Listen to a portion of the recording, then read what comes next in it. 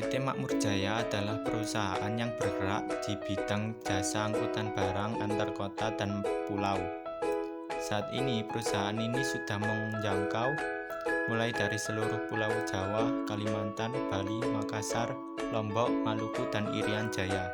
Sejak didirikan oleh Bapak Tono pada tahun 1995, perusahaan ini berjalan dengan lancar dan saat ini memiliki 700 karyawan tetap dengan 5 departemen, yaitu angkutan dan bengkel, sumber daya manusia, keuangan dan akuntansi, shipping dan marketing. Pada tahun 2017 silam, Pak Sugito mulai mengalihkan kepemimpinannya kepada putrinya Narita yang baru saja menyelesaikan S2-nya di Australia.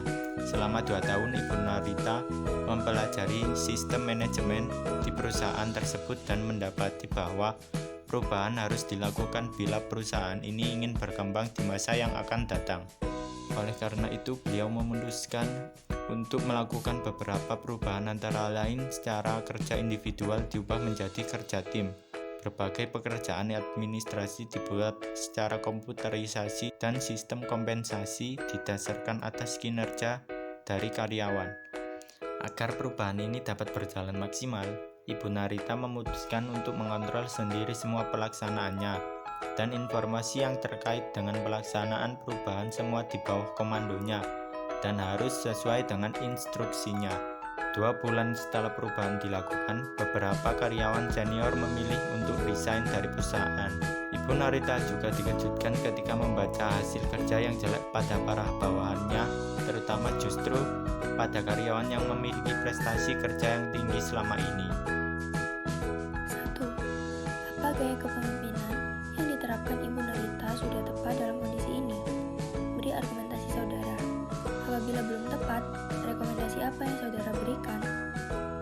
Kurang tepat, sebab perusahaan sebelum dipimpin oleh Ibu Narita sudah mempunyai masing-masing departemen, dan masing-masing sudah ada yang memimpin atau bertanggung jawab. Jadi, Ibu Narita tidak memberikan kepercayaan pada pemimpin masing-masing departemen, sehingga menimbulkan kericuhan dalam perusahaan. Karyawan senior banyak yang resign, prestasi karyawan menurun. Seharusnya, yang harus dilakukan oleh Ibu Narita adalah memberikan kepercayaan pada masing-masing pimpinan departemen dan memberikan insentif atau rangsangan pada masing-masing departemen apabila bisa meningkatkan mutu kerja, sehingga semuanya berlomba-lomba untuk memajukan perusahaan tersebut. Tipe perubahan apa yang dilakukan oleh Ibu Narita? Jelaskan dan kaitkan dengan teori yang saudara pelajari. Ibu Narita melakukan perubahan transformasional radikal atau perubahan yang merusak bingkai pengalihan utama organisasi. Karena Ibu Narita telah mengubah cara kerja yang telah Bapak Tono tanamkan, yaitu dengan cara individu dirubah menjadi kerja tim. Dan hal itu menyebabkan karyawan yang memiliki prestasi menjadi buruk. Dan bahkan ada beberapa karyawan senior yang resign. Apakah perubahan yang dilakukan Ibu Narita berhasil? Beri argumen saudara. Strategi perubahan apa yang saudara tawarkan untuk dijalankan oleh Ibu Narita agar perubahan yang dilakukan dapat berhasil? Jelaskan.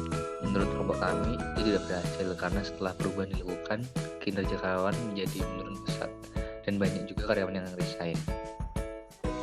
Menurut kelompok kami, sebaiknya Ibu Narita melakukan perubahan dengan rational persuasion strategis, di mana perubahan dilakukan melalui pengetahuan khusus, data empiris, dan argumen rasional yang berisi fakta-fakta dan alasan. Serta pemimpin juga dapat membuat para karyawan terinspirasi dan termotivasi untuk mencapai visi yang sebelumnya telah dikomunikasikan dalam pekerjaan sehari-hari. Tentunya dengan melewati beberapa fase. Seperti pada teori Blanchard Situation Leadership, model yang menyatakan kesiapan karyawan serta gaya kepemimpinannya disesuaikan dengan situasional karena hal tersebut sangat berkaitan dan berdampak terhadap hasil kerja. Sebagai pemimpin wanita, apakah Ibu Narita dapat berhasil dalam memimpin perusahaan Makmur Jaya? Berikan argumentasi saudara. Menurut kelompok kami, tidak, karena dilihat dari model leadership yang dipakai Ibu Narita yang terlalu otoriter dan cenderung tidak mendengarkan bawahan, maka bisa dipastikan kinerja karyawan tidak akan maksimal dikarenakan kebijakan yang dibuat Ibu Erna bisa saja memberatkan karyawan. Lalu, akan banyak karyawan yang resign dari perusahaan Ibu Narita.